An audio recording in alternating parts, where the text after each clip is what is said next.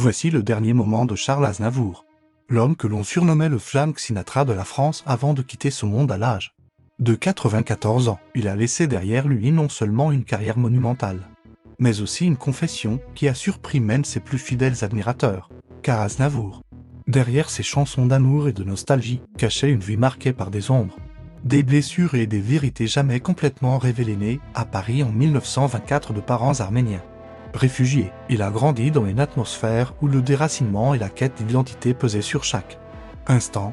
Cette double appartenance a nourri ses chansons, mais aussi son caractère secret. Parfois tourmenté, la gloire ne l'a pas protégé des critiques féroces ni des polémiques. Son timbre jugé trop nasillard, ses débuts difficiles rejetés par les maisons de disques, ses combats pour exister dans un monde artistique dominé par d'autres géants. Pourtant, Aznavour a persisté, gravissant les échelons jusqu'à devenir l'un des chanteurs francophones les plus connus au monde, vendant plus de 100 millions de disques. Mais derrière la lumière des projecteurs se cachait un homme hanté par des échecs intimes, plusieurs mariages brisés, des relations tendues avec certains de ses pairs, et surtout une douleur immense liée à l'histoire tragique du génocide arménien, qu'il a poursuivi toute sa vie. Les dernières années d'Aznavour furent paradoxales, adulé sur scène, mais fatigué en coulisses. Jusqu'au bout, il refusait de quitter la scène, comme s'il craignait que le silence soit synonyme de mort. Et lorsque la nouvelle de son décès en 2018 s'est répandue, le monde a retenu son souffle. L'icône venait de s'éteindre. Mais un secret persistait. Dans une interview peu connue, il avait avoué « Je n'ai jamais été satisfait de moi-même ». Derrière chaque chanson, il y a un homme qui goûte, une confession bouleversante qui jette une lumière nouvelle sur l'un des artistes les plus aimés de France. Charles Aznavour, le chanteur aux 1000 visages, est parti.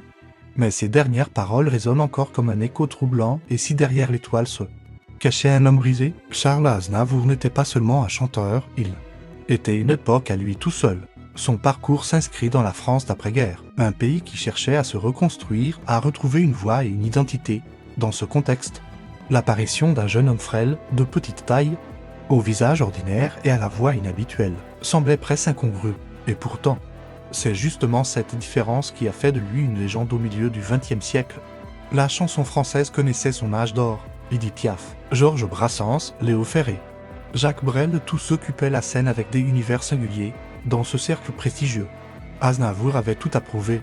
Piaf, qui fut son mentor et sa protectrice, croyait en lui alors que d'autres riaient de son timbre. C'est elle qui l'a imposé, parfois de force, dans des cabarets où il essuyait sifflets et moqueries. Mais derrière ce rejet se cachait déjà une ironie, c'est ce timbre imparfait, nasillard et raillé, qui allait devenir sa marque de fabrique. L'époque était marquée par une tension permanente entre la recherche de légèreté et la présence de blessures profondes. Les Français voulaient rêver, danser, mais ils portaient encore la mémoire de la guerre.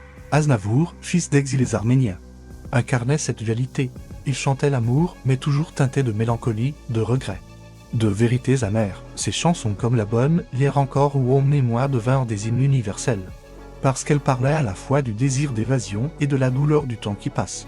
Cependant, au cœur de cette réussite se cachait un thème récurrent, celui de l'inadéquation. Aznavour ne correspondait jamais totalement à l'image qu'on voulait de lui, trop petit pour être une idole.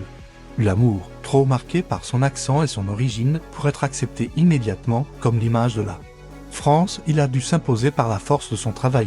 Il écrivait sans relâche, composait, réinventait son style. Cette obstination lui a permis d'être reconnu. Mais elle a aussi nourri des tensions dans sa vie personnelle à travers ses chansons. On perçoit une constante, la lutte contre l'oubli et l'indifférence. Aznavour avait peur de disparaître, peur que sa voix ne soit qu'un souffle perdu dans l'histoire. Et c'est peut-être pour cela qu'il s'accrochait à la scène avec une énergie presque obsessionnelle. Même à plus de 90 ans, il montait encore sur scène, parfois au prix de sa santé, comme si chaque concert était une bataille contre l'ombre de l'oubli. Le thème central de son histoire est donc celui de la contradiction. Un homme acclamé dans le monde entier, mais qui doutait sans cesse de sa valeur. Un chanteur adulé pour son timbre singulier, mais qui, lui-même, le jugeait imparfait. Une icône nationale qui n'a jamais cessé de se sentir étranger. Derrière le succès international se dissimule une vérité plus sombre. Aznavour, malgré ses triomphes, n'a jamais trouvé une paix intérieure complète. C'est cette tension permanente entre la gloire et la fragilité, entre l'icône et l'homme ordinaire, qui constitue le fil rouge de sa vie et qui prépare le terrain à la suite de notre récit. Car si Charles Aznavour a brillé sous les projecteurs, il a aussi traversé des zones d'ombre que peu connaissent réellement. Et ce sont ses vérités cachées, ses blessures intimes, qui donne à son histoire toute sa profondeur tragique et universelle. Voici le paradoxe le plus fascinant de Charles Aznavour. L'homme que tout le monde admirait en public était, en privé, rongé par ses doutes les plus profonds. Dès ses débuts, il savait que son physique et sa voix joueraient contre lui. Trop petit, pas assez séduisant, avec ce timbre étrange que l'on qualifiait de nasillard.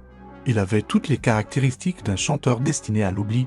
Pourtant, c'est précisément ce défaut qui allait devenir sa force, car Aznavour allait apprendre à transformer ses faiblesses en armes et en déclencheur fut son soutien acharné par Edith Piaf. Elle croyait en lui plus que lui-même. Lors de tournées aux États-Unis, elle l'imposait sur scène, forçant le public à découvrir ce jeune Arménien connu.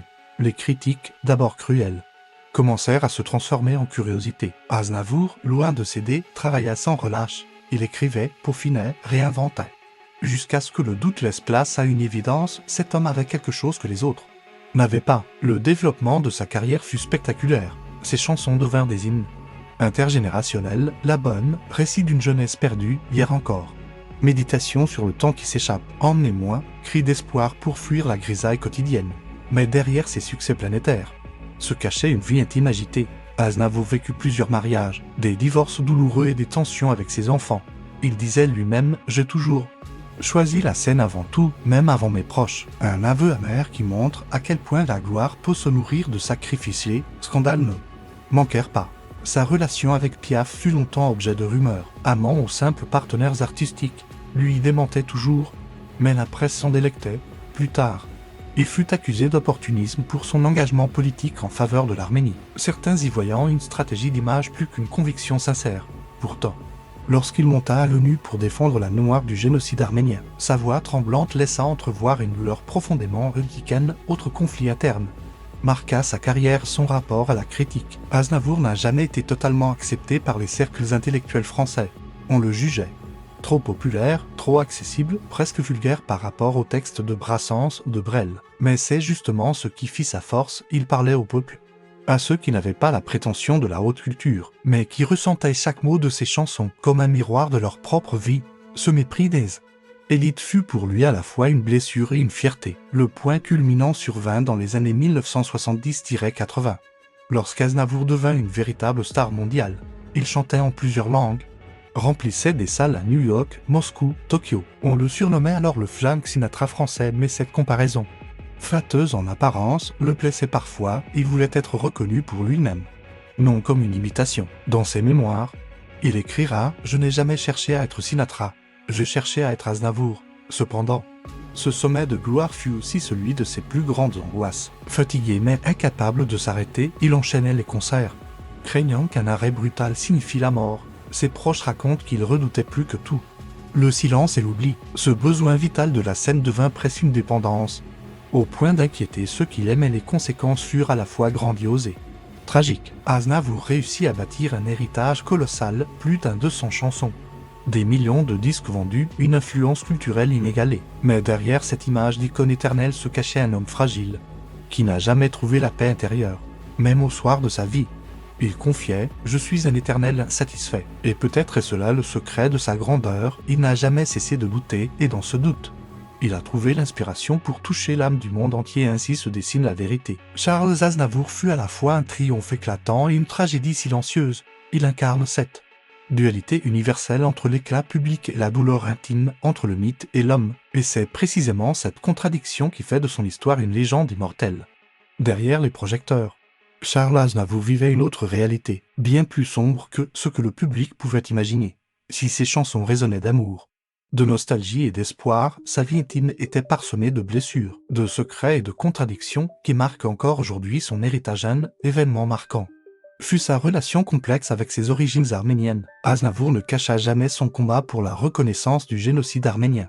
Mais peu savaient à quel point ces sujets l'hantaient. « Je porte en moi la mémoire d'un peuple assassiné », confiait-il un jour. Derrière chaque concert, chaque voyage, il transportait cette douleur, parfois au prix de sa propre sérénité. Certains médias l'accusèrent d'utiliser ce drame comme un levier politique, ce qu'il vécut comme une profonde injustice. Mais en coulisses, ses proches témoignaient de ses larmes lorsqu'il évoquait l'histoire de sa famille et des disparus. Les rumeurs n'ont jamais cessé de l'accompagner. On chuchotait qu'il avait eu une liaison avec Edith Piaf. Malgré ses démentis répétés, on murmurait aussi qu'il entretenait des tensions avec d'autres Grand nom de la chanson française, notamment Gilbert Bécaud ou Léo Ferré. Ses histoires, qu'elles soient vraies ou exagérées, alimentaient une aura de mystère autour de lui. Aznavour, lucide, disait souvent « Le silence est parfois plus utile qu'un démenti ». Il comprenait que les rumeurs faisaient partie de la légende, même si elles le blessaient. Son plus grand conflit interne fut cependant son rapport à lui-même, loin de l'image d'icône. Inébranlable, il doutait sans cesse. Ses proches racontent qu'avant chaque concert, il avait le trac au point d'étrangler. Dans ses mémoires, il écrivait « Le public croit que je suis sûr de moi. En réalité, je vis chaque entrée en scène comme une mise à mort ». Cette phrase révèle un contraste brutal, un homme adulé par des millions de spectateurs. Mais terrorisé par le jugement d'une salle, un événement inattendu renforça cette fragilité. En 2006, il fut hospitalisé d'urgence après une défaillance respiratoire. Le monde pensa que c'était la fin. Mais quelques semaines plus tard, il réapparaissait sur scène, sourire aux lèvres, comme si rien ne s'était passé. Ses proches diront qu'il refusait obstinément de montrer la moindre faiblesse, préférant mourir sur scène plutôt que d'admettre son déclin. Le point culminant de cette vérité noire surgit dans les dernières années de sa vie. Malgré son âge avancé, il planifiait encore des tournées mondiales. En 2000, quelques mois avant sa mort, il confia dans une interview « Je ne veux pas qu'on me voie comme un vieillard, je veux qu'on me voie comme un homme debout qui chante ». Derrière cette déclaration se cache une peur viscérale, celle de disparaître dans l'oubli, celle d'être réduit au silence, mais la mort finit par l'emporter. De manière brutale et inattendue, un simple malaise à son domicile en Provence mit fin à la vie d'un homme qui semblait immortel. La nouvelle bouleversa la France et le monde entier. Les réactions des médias furent unanimes. L'icône s'était éteinte. Emmanuel Macron déclara « Charles Aznavour, profondément français, viscéralement attaché à ses racines arméniennes et a accompagné 3 générations par ses chansons ». Mais derrière les hommages officiels, certains journalistes rappelèrent aussi l'homme tourmenté, insatisfait de lui-même, qui n'avait jamais cessé de douter. Dans les coulisses, les confidences de ses proches apportèrent une lumière plus intime. L'un de ses musiciens dira « Sur scène, il était un roi. En loge, il redevenait un homme fragile, parfois abattu, toujours en quête de perfection. » Sa fille révéla que son père avait laissé des carnets remplis de notes où il écrivait ses peurs, ses regrets et ses réflexions sur la mort. Dans l'un d'eux, on retrouve ces mots déchirants « Je n'ai jamais trouvé ma place. Je chante pour exister. Sinon je disparais ». Les conséquences de cette vérité noire sont multiples. D'un côté, Aznavour reste une légende, un monument de la chanson française, célébré dans le monde entier. De l'autre, son image est désormais teintée d'une profonde humanité, parfois tragique. Ces chansons, que l'on croyait simplement romantiques, apparaissent aujourd'hui comme des confessions masquées. Des cris d'angoisse dissimulés derrière des mélodies sublimes. Ainsi, la vérité cachée d'Aznavour est celle-ci: derrière l'étoile flamboyante se trouvait un homme fragile, tourmenté par le doute et hanté par ses blessures intimes. Une légende, oui, mais une légende profondément humaine, dont la grandeur tient tant à ses triomphes qu'à ses fêlures. Charles Aznavour est une figure qui dépasse la simple notion de chanteur. Pour beaucoup, il est un monument, un repère affectif, presque un membre de la famille. Ses chansons ont accompagné des mariages, des ruptures, des départs, des retours, des moments de solitude comme de fête. Il est rare qu'un artiste touche autant de générations. Et c'est peut-être là sa plus grande réussite, avoir inscrit sa voix dans la mémoire collective. Cependant, il serait réducteur de ne voir en lui qu'un chanteur adulé et célébré. Aznavour, c'est aussi une personnalité complexe, parfois controversée. Certains critiques l'ont jugé trop commercial, d'autres trop envahissant sur la scène médiatique. Mais derrière ces reproches se cache une réalité. Il a su rester au centre de l'attention pendant plus de 7 décennies. Un exploit que peu d'artistes peuvent revendiquer. Notre opinion sur lui s'inscrit dans ce paradoxe. D'un côté, nous admirons l'artiste, l'homme capable d'écrire plus de 1200 chansons, de chanter en plusieurs langues et de séduire des publics aussi différents que Paris, New York ou Tokyo. De l'autre, nous reconnaissons la part d'ombre, les doutes, les fragilités qui, loin de diminuer sa grandeur, la rendent plus humaine. Par au fond, c'est peut-être ce qui explique sa longévité. Il n'a jamais cherché à être parfait, mais vrai. Aznavour n'était pas un héros figé dans la lumière, mais un homme imparfait qui a su transformer ses blessures en poésie. Ce mélange d'assurance publique et de fragilité intime est précisément ce qui le rend si fascinant. Aujourd'hui, quand on écoute Hier encore, on entend moins la voix d'une star que celle d'un homme qui se regarde dans un miroir et qui constate le passage irréversible du temps. Quand on écoute l'album, ce n'est pas seulement l'histoire de Montmartre qui se raconte, mais celle de toute jeunesse perdue dans le style des grandes enquêtes sur les mythes et secrets. Il faut aussi se demander, Aznavour était-il vraiment heureux? A-t-il trouvé dans sa carrière la reconnaissance qu'il cherchait? Ou bien cette quête était-elle une fuite perpétuelle, une manière de combler un vide intérieur? Ces questions, bien sûr, restent ouvertes, mais elles nourrissent le mystère et renforcent encore la légende. Notre chaîne considère que Charles Aznavour incarne ce que la chanson française a de plus universel.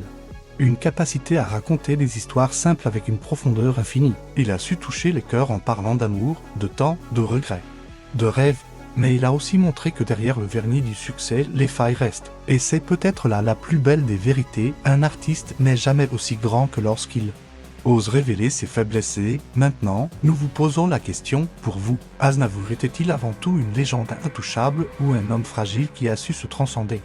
Grâce à sa musique, quelles chansons ont marqué votre vie? Et quels souvenirs personnels associez-vous à sa voix? Il y a des histoires qui n'ont jamais été racontées. Mais maintenant, vous les connaissez. Charles Aznavour n'était pas seulement un chanteur, il était un poète du temps. Un témoin des blessures intimes et des rêves universels. Son héritage, immense et fragile à la fois, continue de résonner bien au-delà de sa mort lorsqu'on écoute aujourd'hui ses chansons. On a l'impression d'entendre non seulement une voix, mais aussi une époque. Là-bas nous replonge dans le Montmartre disparu, ses cafés, ses ateliers d'artistes, ses illusions de jeunesse. Hier encore nous confronte à la nostalgie de la vie qui passe, à cette irréversibilité qui touche chacun d'entre nous. En mémoire reste le cri d'un homme qui voulait s'évader, mais que l'on sent toujours retenu par une douleur plus profonde et pourtant, derrière ces mélodies universelles, il y avait un homme ordinaire, avec ses doutes, ses colères, ses regrets. C'est peut-être cela, la véritable magie d'Aznavour, avoir su transformer ses fragilités en force, ses blessures en chansons immortelles.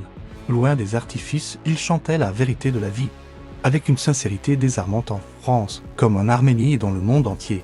Son souvenir reste vivace. Ses chansons continuent d'être jouées lors des mariages, des adieux, des fêtes, des instants de solitude. Elles nous rappellent que la musique n'est pas seulement une distraction, mais une mémoire partagée.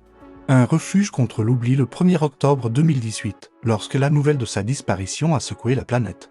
Beaucoup ont eu l'impression de perdre un ami et confident, mais en réalité, Aznavour ne nous a jamais quittés. Sa voix, ses textes, ses émotions demeurent, comme un écho éternel, et il nous accompagne encore. Et peut-être pour toujours alors souvenons-nous de lui non comme une star inaccessible, mais comme un homme qui, par la grâce de sa musique, a su nous rapprocher de nous-mêmes. Derrière le mythe se cachait une vérité plus simple et plus belle. Charles Aznavour chantait pour exister et en chantant, il nous a permis d'exister un peu plus nous aussi. Il y a des histoires qui se taisent avec la mort, mais celle de Charles Aznavour continue de vivre dans chaque note, chaque mot, chaque souffle, et c'est là son plus grand secret, désormais entre vos mains.